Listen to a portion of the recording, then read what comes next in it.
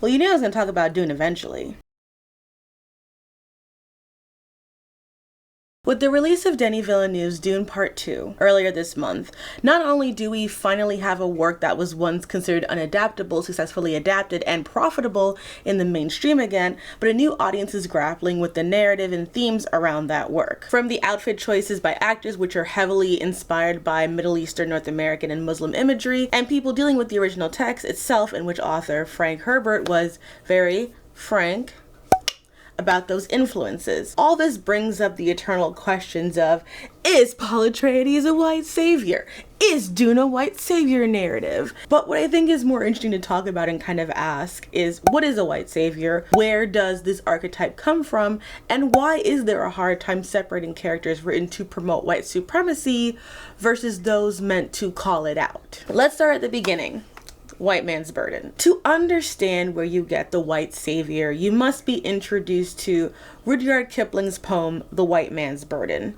Written during the American-Philippine War and to celebrate the Diamond Jubilee of Queen Victoria, the heir they're working so hard to make in Queen Charlotte, a show that still gives me agita when I think too hard about it. The poem gave support to the idea of America's annexation and colonialism of the Philippines, and the idea that it should leave the islands better than they had found it now that they're getting it from the Spanish. In the poem, Kipling opens with, "Take up the white man's burden, send forth the best ye breed, go bind your sons to exile to serve your captives' need, to wait in heavy harness on fluttered folk and wild, your new caught sullen peoples, half devil and half child." And when you look up this poem on Wikipedia, you can see the editorial cartoon, which makes all the undertones of the message very clear. Kipling was born in British colonial India and is responsible for The Jungle Book, and in his time was a prolific Nobel Prize winning writer. Kipling believed that it was the burden of the British, and also to an extent other white Western powers,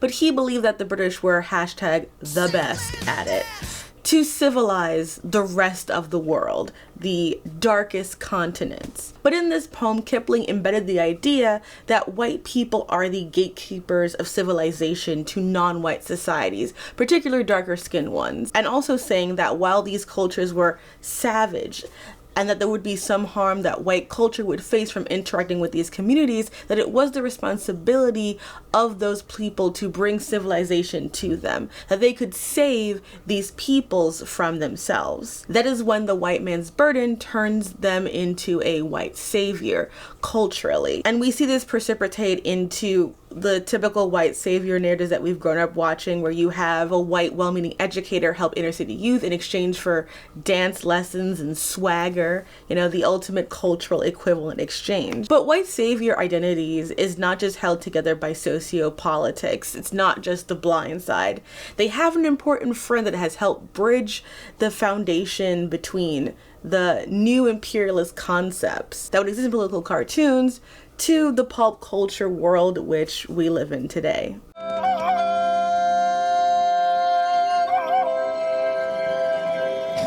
Two of the most important names in the creation of adventure, sci-fi, and fantasy fiction are British author Sir H. Rider Haggard and the American author Edgar Rice Burroughs. Haggard's best-known works are King Solomon's Mines and She, A History of Adventure. In the former, he created the character of Alan Quatermain, who was featured in the comic and live-action adaptation of A League of Extraordinary Gentlemen, the movie that made Sean Connery retire, and sadly one of my mom's favorite movies. We watch it all the time, and I probably would get it when it finally gets released in 4K, if I'm being totally frank. It's got really good miniature sets. Alan Quatermain is a professional big game hunter whose father was a Christian missionary.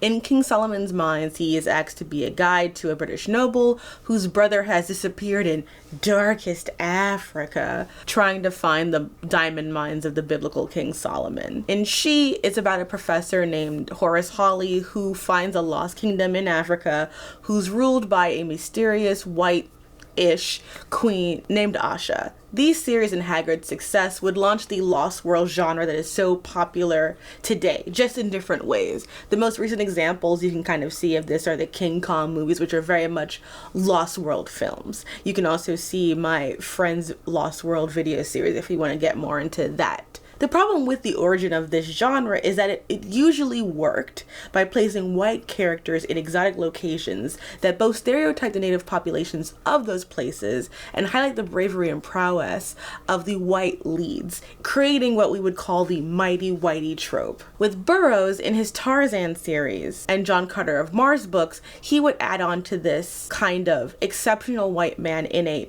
marginalized space. The Tarzan books are about a white child born to a marooned white English couple who is eventually raised by apes when those parents die.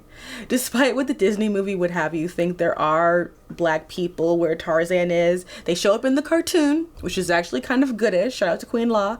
But his main interaction with them in the first book is when they kill his adoptive ape mom and he gets revenge on the killer by raiding the village and also playing tricks on them, and they begin to view him as this evil white spirit.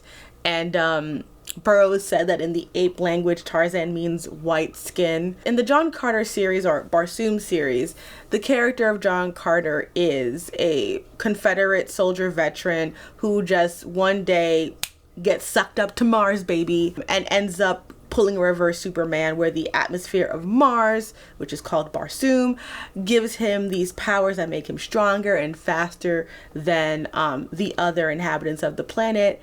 And he gets to just be like the Prince of Mars by marrying the hot alien. And the Martians are segmented by color, which, you know. And these books are old as balls. And we may not actively feel the impact of these texts on our daily lives, but they are all cornerstones of not just their individual genres, but in a continuous cycle of perpetuating these ideas and peppering them into our modern day watching. Kenyan author Ngugi wa Thiong'o, in his work Decolonizing the Mind, discusses how language and literature in colonial schools worked to reinforce the ideas that African cultures were lesser by literally indoctrinating these African children with texts that would highlight to them the greatness of British Empire and white British identity. It was worse when the colonial child was exposed to images of his world as mirrored in the written language of his colonizer, where his own native languages were associated in his impressionable mind with low status, humiliation, corporal punishment, slow-footed intelligence and ability, or downright stupidity, non-intelligibility, and barbarism. This was reinforced by the worlds he met in the works of such geniuses of racism as Rider Haggard or Nicholas Montserrat. And I think it's such an important quote because we set up this idea that these things are in the past, and we very limit the way in which that literature and language and even something like an adventure series that most people wouldn't think of as relevant being used to teach people in other places when we're up against you, we being white people, you are the antagonist and we will overcome you. Even if you may think you have the advantage, we are going to come up on top because we are just the superior people.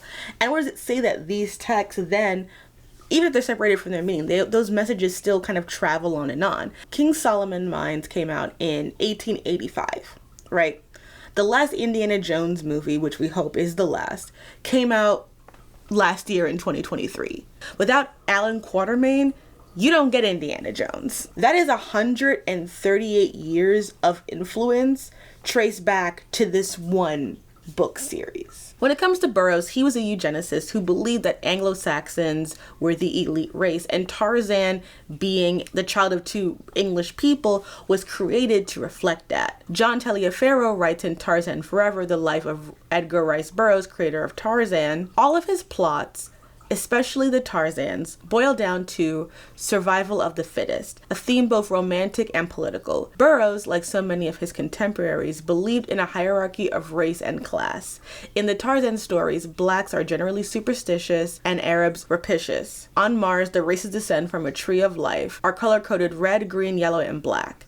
Burroughs was obsessed with his own genealogy and was extremely proud of his nearly pure Anglo-Saxon lineage. He came from good stock, a critical ingredient for good standing, he asserted. Over time, his fervid appreciation of genetic predetermination led him to the radical fringes of Darwinism, eugenics. At one point, he even wrote a column for the Los Angeles Examiner calling for the extermination of all moral imbeciles and their relatives, a doctrine that would soon be trumpeted by Adolf Hitler.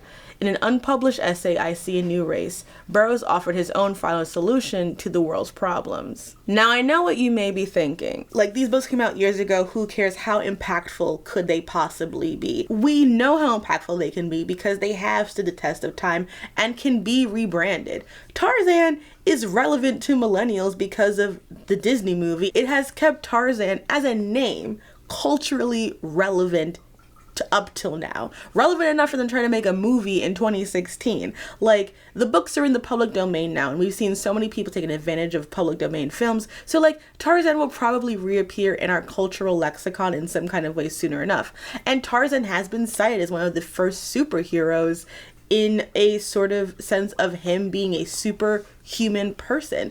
As noted in the Imperial Superhero, since its earliest manifestations, the superhero genre has been a production of imperial culture in which the colonized are reduced to what Albert Memmi terms an alter ego of the colonizer. Colonialism, explains Anna Lomba, reshapes knowledge to perpetuate an artificial sense of difference between self and other, so that other, writes Robert Young, is only knowable through a necessarily false representation. He is a prototype of an entire genre that we're still making movies on right now. And John Carter of Mars may have been a flop for Disney, but that doesn't mean that the books are still not hugely important as a sci-fi series, with a protagonist that was extremely popular and aligned with Lost Cause Southern propaganda. It's like the elements of the John Carter of Mars or the Barsoom books are something that gets copied and pasted all the time. You want to know what modern blockbuster series was partly inspired by the Barsoom books?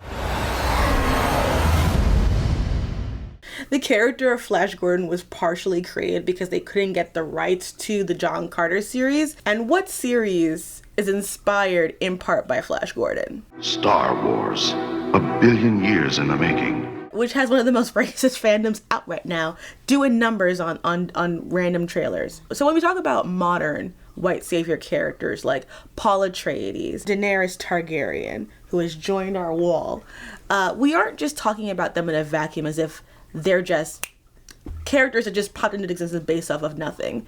We are talking about the spiritual and cultural literary descendants of a Tarzan, a John Carter, a Alan Quatermain, an Aisha, and the white men who wrote them with an agenda of spreading an idea of British and white superiority through the way these characters interacted with not just brown characters, but with the world in general, with superiority, with authority, with purpose of being chosen, because they were representing the chosen race.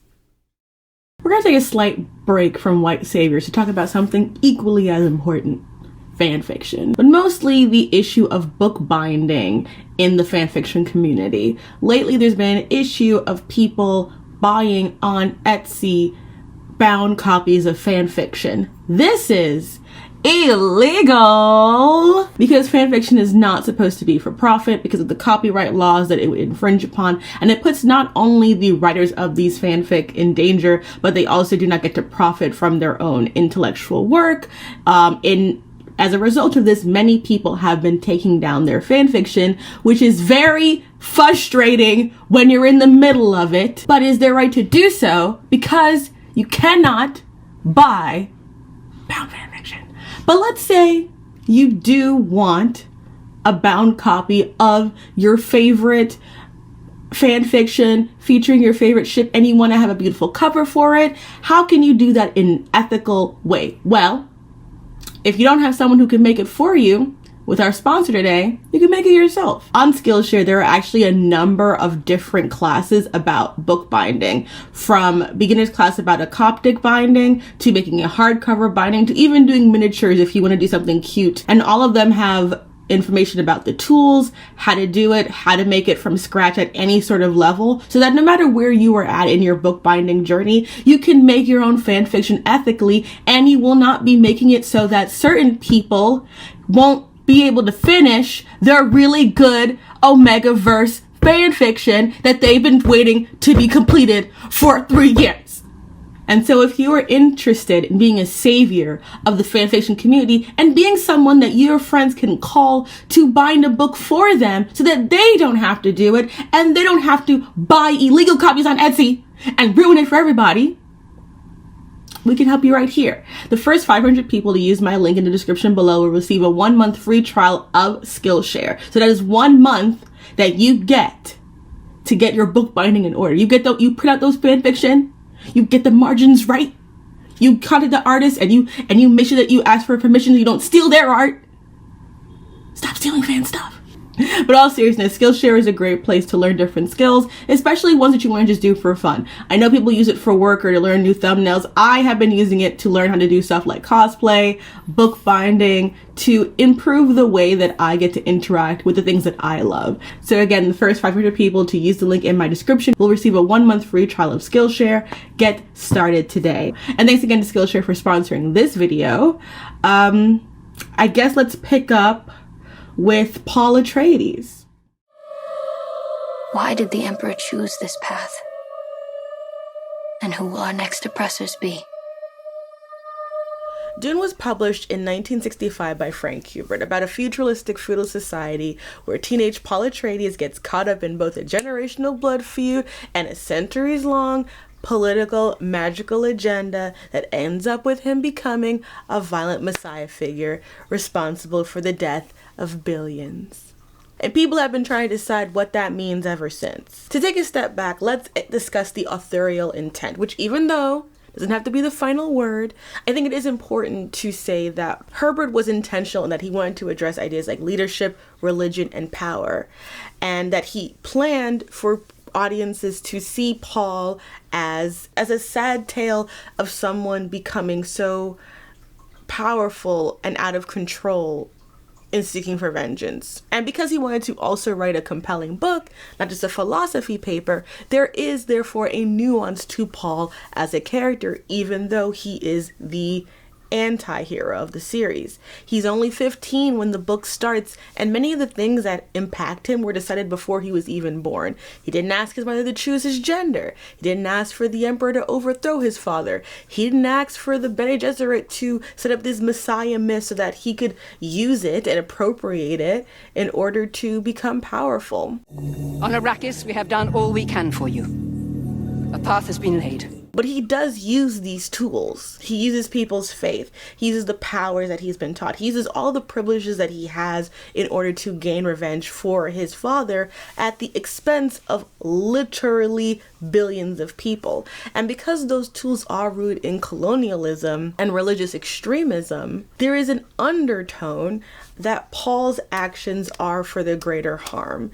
And even though there is a golden path at the end of it, he's not built for that shit, really. But y'all have to find that out in the sequel. Now, the Bene Gesserit order, since they play a role in this whole thing and are like the eugenics therefore, we got to go into them a little bit. So, the Bene Gesserit are a powerful mystic order whose goal is to advance and protect the human race through using their sort of like spy network of hot nuns, and their goal is to create a male Bene Gesserit known as the Kwisatz Haderach, and they want to do this through their particular bloodline of the Atreides and the Harkonnen, or Harkonnen, whatever. The Kwisatz Haderach is special because he would have access to his male and female ancestors and have the ability to bridge time and space by seeing into the future. Super cool and chill. And Paul has that ability, and he is essentially the Kwisatz Haderach, but earlier than intended, because Jessica was supposed to have a daughter that would marry the Harkonnen heir, and then their child would be the chosen one. But Jessica did what she had to do for Oscar Isaac, which, great casting, because I think we can all relate that if we could, we would. What makes the Bene Gesserit relevant to this portion of Dune, the way that he becomes a messiah, Paul, is that over the thousands of years, they have set up religious prophecies that would benefit them if they were ever stranded in unsafe territory. On Arrakis, their planted myth is the Isan al-Gaib, and it's someone who will come from outside of their community to help them. The Fremen are already dealing with oppression and subjugation and are now being told through this religious mythos that their savior will be coming to them from among their oppressors. You add on to this a teenager who, I remind you, whose frontal lobe isn't even developed yet, and his 40 chess playing mom are trying to get revenge for the death of their house.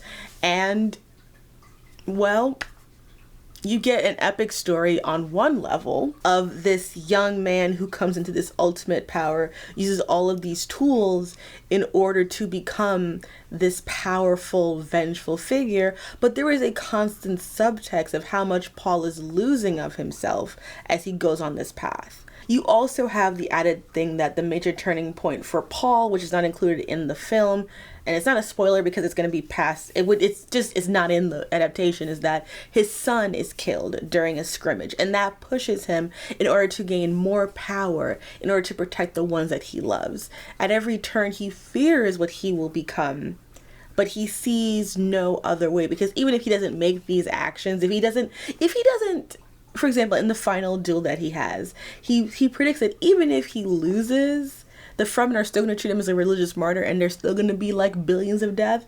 So he's like, well,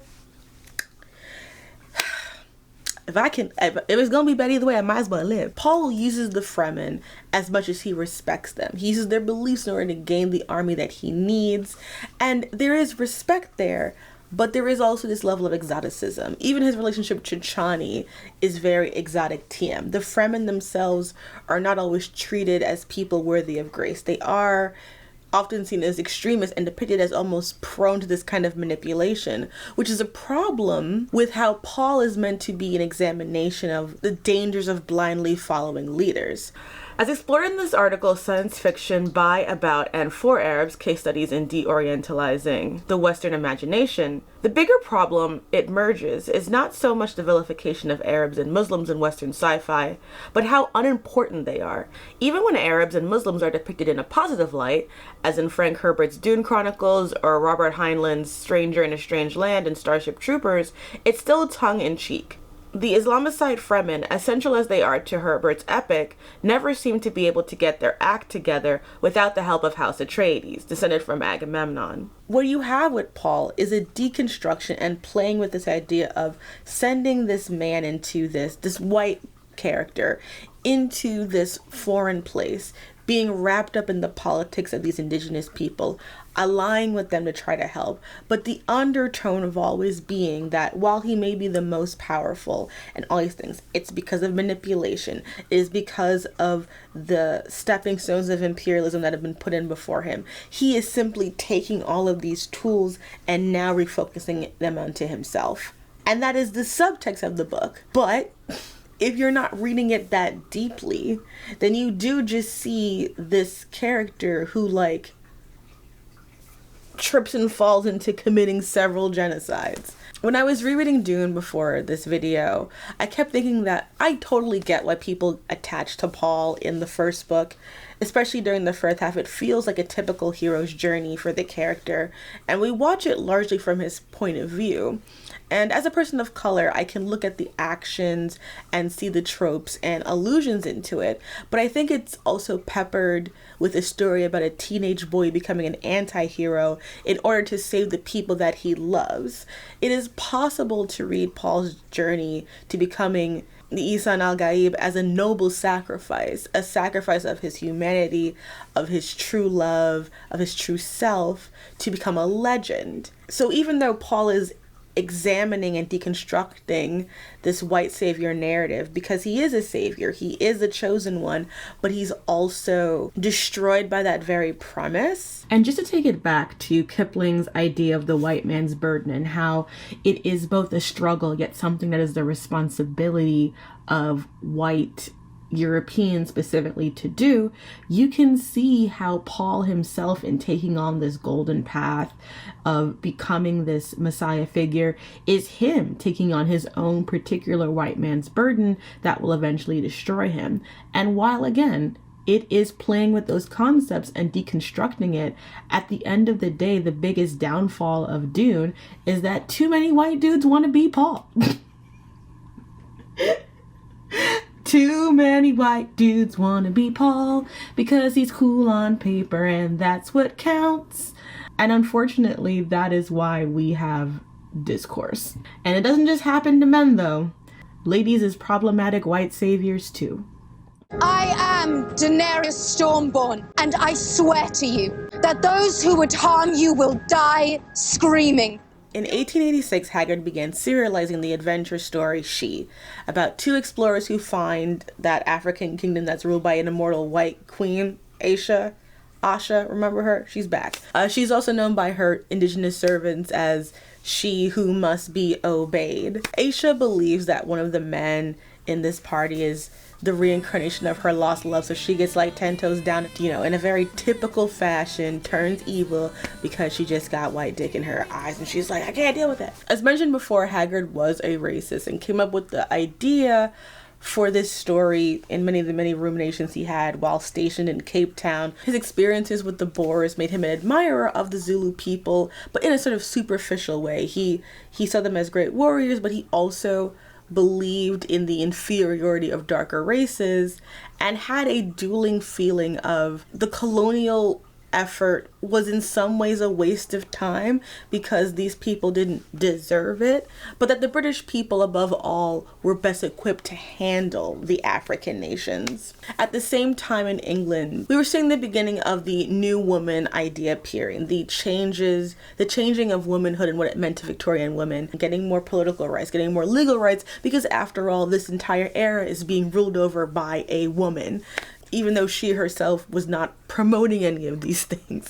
The fact that she was a woman and that this entire era of greatness for the empire was being run under a woman, that all mattered. Andrew M. Stauffer wrote in his introduction to She from 2006 that the novel named for her, but told in his voice, captured the uneasy attraction that late Victorian Britons felt towards the African continent, which remained for the most an imagined land of natives both cruel and sexually alluring, of big and exotic game, of lost cities and archaeological treasures, and of hidden sources of life and fertility, all ringed with dangers and death. Moreover, Asha herself becomes the focus of desires and anxieties related to women's power, late in Queen Victoria's reign, when modern ideas about gender equality were being raised in earnest.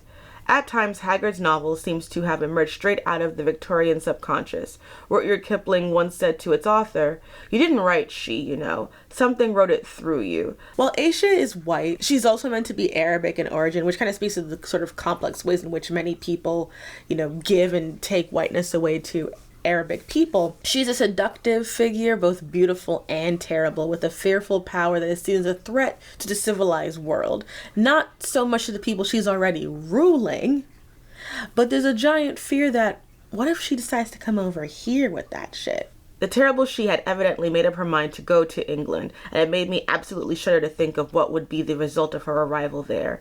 In the end, she would, I had little doubt, assume absolute rule over the British dominions, and probably over the whole earth, and though I was sure that she would speedily make ours the most glorious, prosperous empire that the world had ever seen, it would be at the cost of a terrible sacrifice of life. There's a very clear link, in my mind, between Dany and Asha. The Targaryens as well occupy this strange ethnic space in Westeros in the timeline that we mainly see them in. They are a Valyrian family that is from Essos, and Essos is the east, and it's a much larger and more diverse continent than Westeros. And so you have Dany being both white, clearly, but also part of this otherness that is part of the legend of her house. For whoever does not know anything about Game of Thrones, the Targaryens are dragon lords who survived the basically Atlantean doom of their homeland and lived in Dragonstone until their family's ancestor Aegon the Conqueror started the Wars of Conquest and took over Westeros. It's basically the Norman conquest of England. And it's always interesting because as we're talking with House of the Dragon coming out, there is this nuance of the Targaryens are white enough to move easily through Westeros, but they're also an other that maintain that otherness through inbreeding and PR. That full otherness is not really explored often in the Westerosi part of the book outside of incest, because they have been normalized as an acceptable higher other.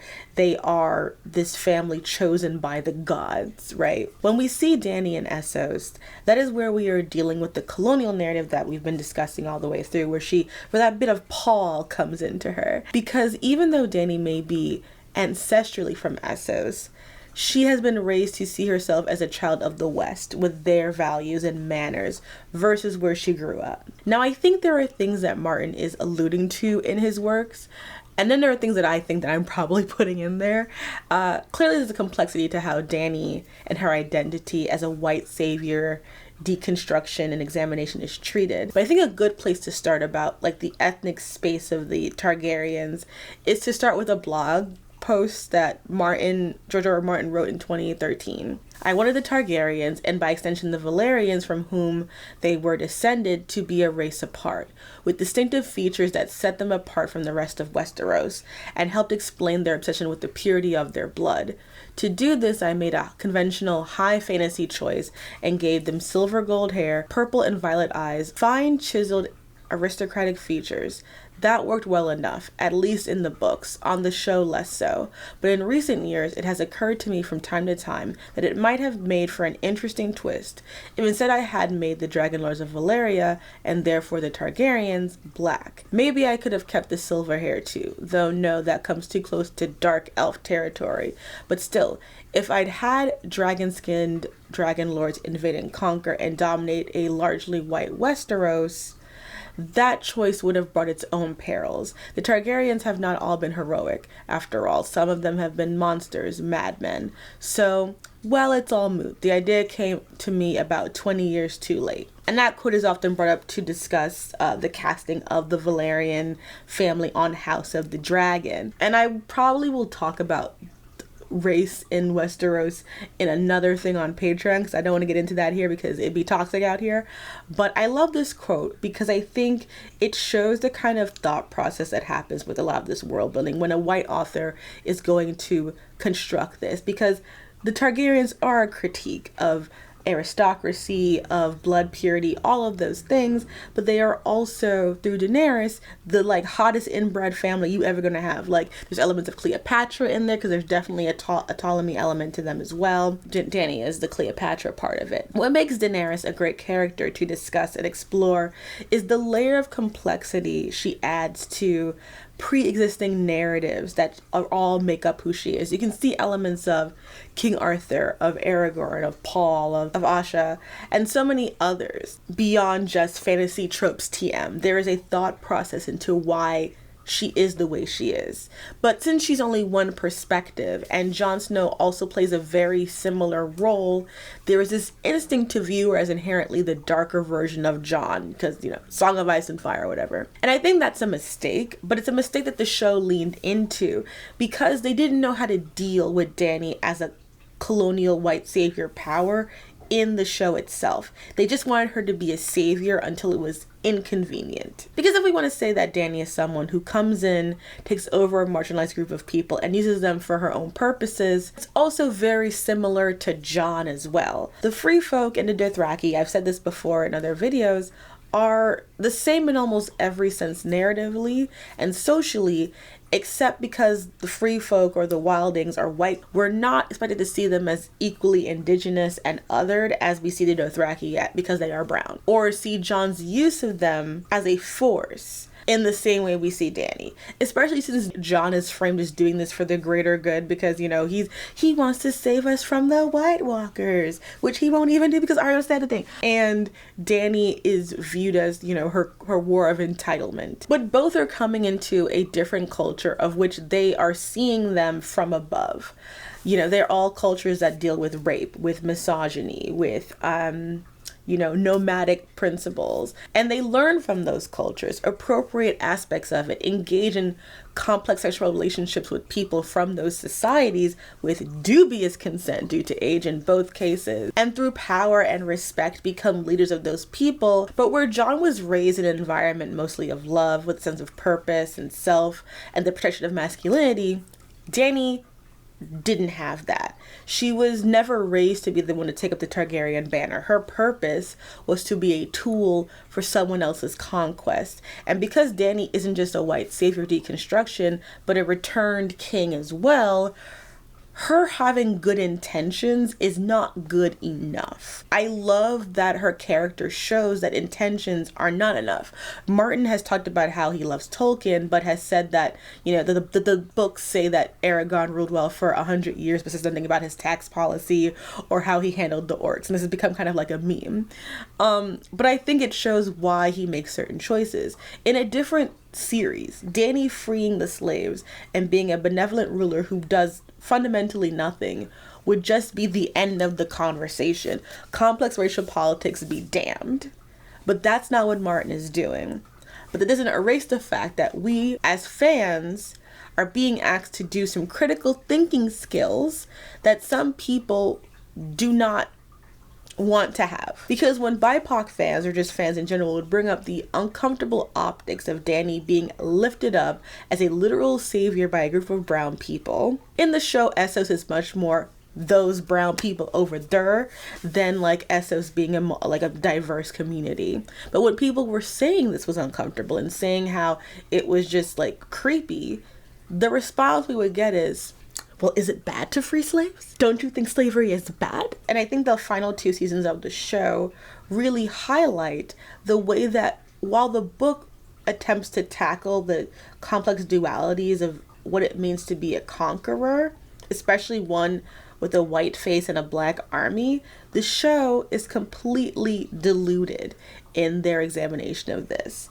And you see this with Tyrion trying to do the whole thing like, and she killed Batman and we cheered. Yeah, bitch, what are you talking about? Okay, we were race baiters when we said it was anything wrong. But there is this idea that the last season especially has of how she's been corrupted in some way, of not being Westerosi enough. And this Randall Tarley scene totally gets at the crux of it. Say what you will about your sister, she was born in Westeros. She's lived here all her life and chose to support a foreign invader.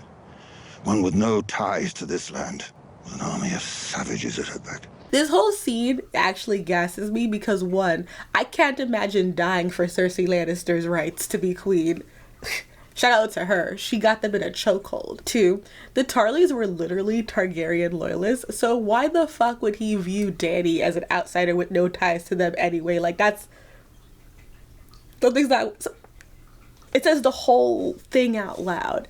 Dany's actions are now seen as bad because she's killing the good kind of people who won't kneel to her.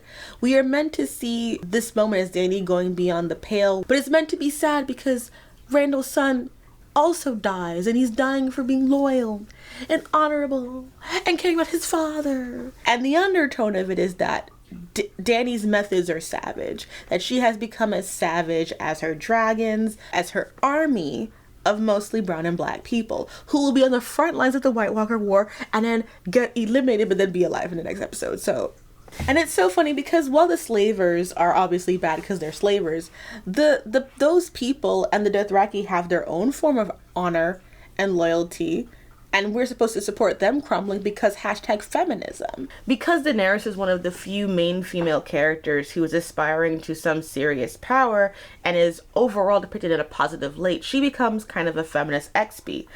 Zadrizes buzdaris gosdaur. Nigay Daenerys gel masmo en Targaryen lentrat. En Valeria wipoana garixan. Valeria munuengos nuihis isa.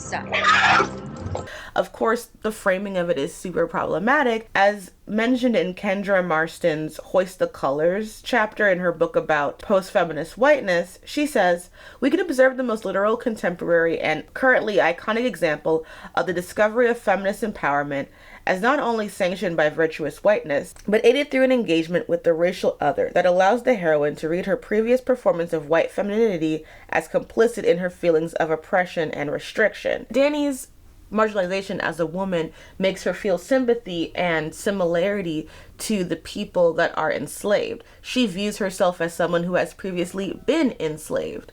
However, that all allows her to ignore her own cultural sense of superiority that she does have despite those similarities. And that's the thing about when you get the white female colonial power. And it reveals something about the audience and the writers and the behind the scene people, which is very clear. They don't care about the Dothraki as a people. They don't care about the people of Essos as a people. They fundamentally see Dany's face value accomplishments as good enough. I have been sold like a brood mare. I've been shamed and betrayed. Do you know what kept me standing through all those years in exile? Faith in myself. I was born to rule the Seven Kingdoms. And I will. Now, one of the questions I kind of brought up at the beginning of this video is, when it comes to the deconstruction of the white savior trope, why does it seem as though people can't separate characters that are actually promoting white supremacy and those meant to be challenging it? Why don't people get it? And even if some people get it, why do some people just not like it? Like, why does it sometimes get pushback from marginalized people? Why is it possible to understand that Dune is saying things and using Arabic inspirations, Middle Eastern, North African inspirations in a positive way, but it's still not getting the message across? I say it's down to two things. One, POV issues. When Khal Drogo in Game of Thrones decides to become a wife guy and decides to focus on getting money and resources to fund Dany's conquest of the Iron Throne, Dany doesn't realize that this will mean the murder and pillage of many.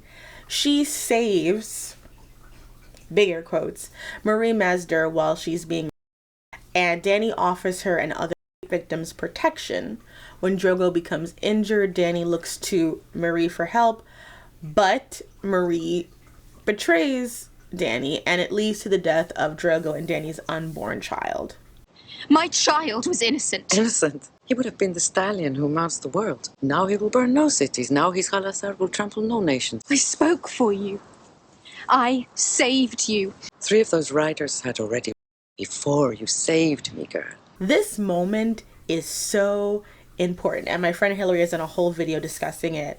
And I think what it does so perfectly, and why it's such a great deconstructional piece and important to understand about this chick who right here, is that even with her empathy, Dany is still a white savior, derogatorily, because she thought saving someone from the consequences of her own actions was enough to erase the fact that she caused the pain in the first place. She also thinks that she can expect the people that she saves to help her unconditionally. It is the thing, in my opinion, she attempts to avoid for the rest of the series, trying not to create more people like Miri, who she tried to save but resent her. Which, by the way, Marie was right, even though I love Dany, but like, gotta stay on business. But we also don't get full perspectives from others about how they feel about Dany's leadership from the space of those who she's freeing. You know, Missandei is a child in the books. These people around her love her because she saved them. She's protected them. They feel indebted to her, and she stays to protect them. But that can only last as long as she's there, if she doesn't know the customs or the culture in order to create lasting change. Her inability to do that and the lack of a voice for the people that she is saving allow, especially the show, to play kind of fast and loose. People can argue that people like Dany because the only people they see opposing Dany are the bad guys. How did a slave girl come to advise Daenerys Targaryen? She bought me from my master, set me free. Of course, you're serving her now, aren't you? I serve my queen because I want to serve my queen. All of us who came with her from Essos, we believe in her. She's not our queen because she's the daughter of some king we never knew. She's the queen we chose.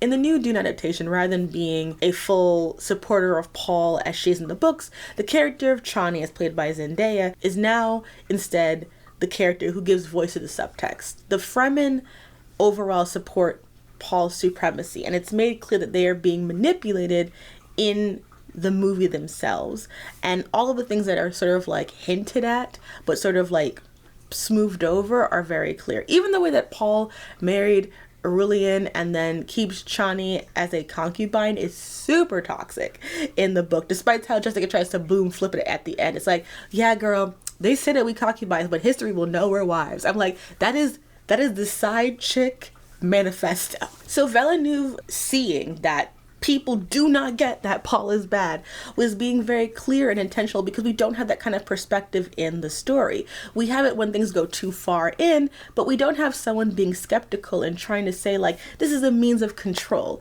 This is a means of taking power from us. This is a way of turning us down. And because Chani sort of disappears into Paul's vortex of chosen boy fuckery, she gets to be a Padme.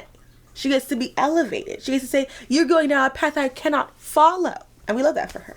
When the first novel came out, Frank Herbert was disappointed the way the book has been perceived. He felt that the reader were thinking that Dune was a celebration of Paul Atreides, but right the opposite. His intentions were to make a cautionary tale, a warning toward messianic figures. And in order to correct that, this perception of the first book, he wrote another book, Dune Messiah. Like it's almost like a tiny book, like an epilogue, where we understand what Paul really means to Frank Herbert. What I did is that I transformed Shani's character.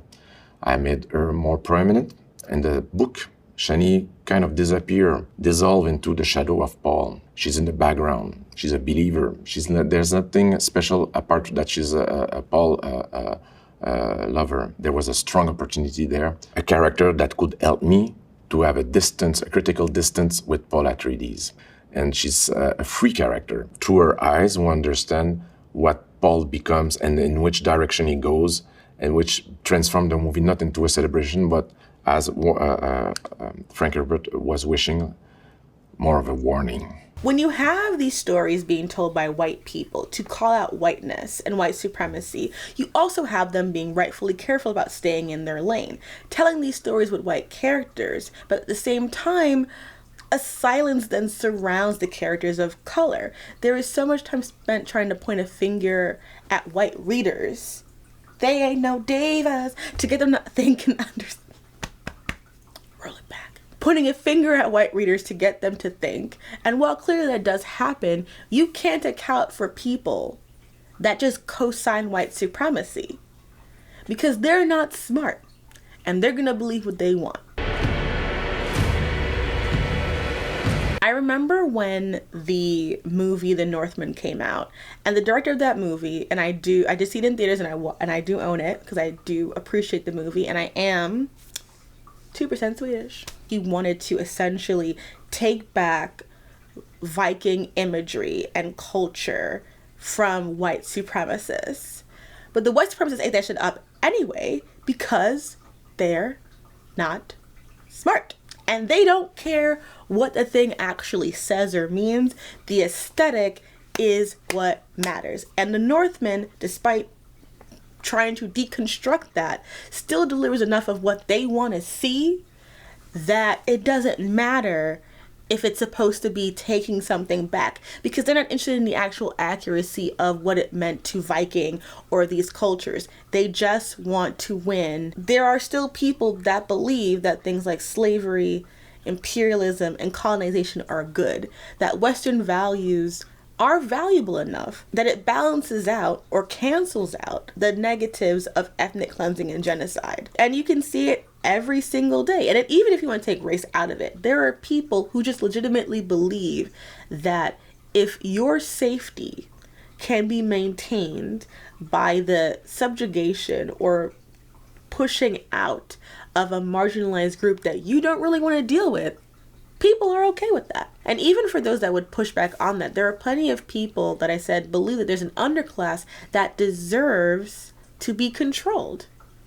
To look in my own backyard, recently there's been these shootings in New York City that came just a week after the National Guard was called in to make the subway safe. 6 or 7 incidents of men hitting women apropos of nothing. There's been one arrest recently, I believe. This has gotten people wanting to bring back broken window police tactics. Comments on a New York Times article that I read have people talking about bringing back stop and frisk and complaining that discussing police brutality and trying to move away from policing, of taking the money away from making the police departments militarized and having it be allocated to better suited things, that we now deserve this, that this is what happens when you vote blue, because the rights and safeties of Black and Latino minorities is not worthy enough, not when the subway is the great class equalizer. People do think that certain people deserve to be underfoot. Even if you look at the Fremen, who are so coded as Middle Eastern, we have been in an Islamophobic bubble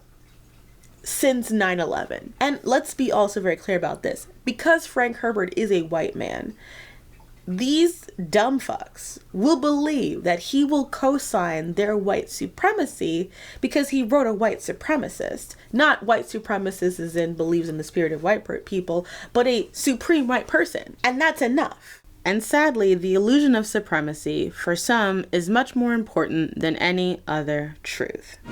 Oh, he is the Kwisatz Haderach. All right, let's wrap this bad boy up.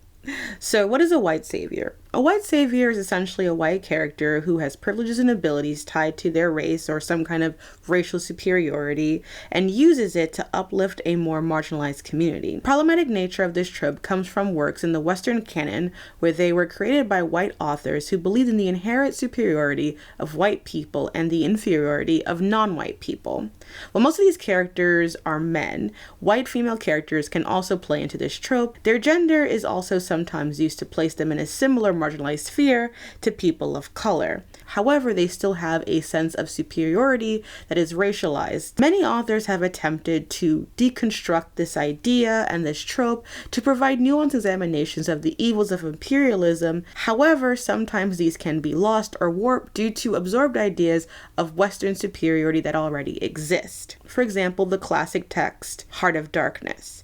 In a really great essay by Alan Carey Webb, in her essay, Frances Singh maintains that even though Heart of Darkness may be one of the most powerful indictments of colonialism ever written, its critique is profoundly compromised by an acceptance of 19th century anthropology that considered African tribes primitive and savage, by a failure to distinguish between the metaphors of evil blackness and black skin, and by an endorsement of English colonialism over Belgian on the grounds of greater efficiency. Singh calls Marlowe's sympathy for Africans superficial. He feels sorry for them when he sees them dying, but when he sees them healthy, practicing their customs, he feels nothing but abhorrence and loathing, like a good colonizer to whom such a feeling offers a perfect rationalization for his policies. She believes that Marlowe's and Conrad's attitudes reflects a colonialistic bias. He may sympathize with the plights of blacks. He may be disgusted by the effects of economic colonialism. But because he has no desire to understand or appreciate people of any culture other than his own, he is not emancipated from the mentality of a colonizer. So while authors have been trying to say something deeper about whiteness, race, power, and leadership, the analysis and deconstruction of the white savior narrative told through the lens of whiteness is often a flawed one. Because sadly, to a number of people, this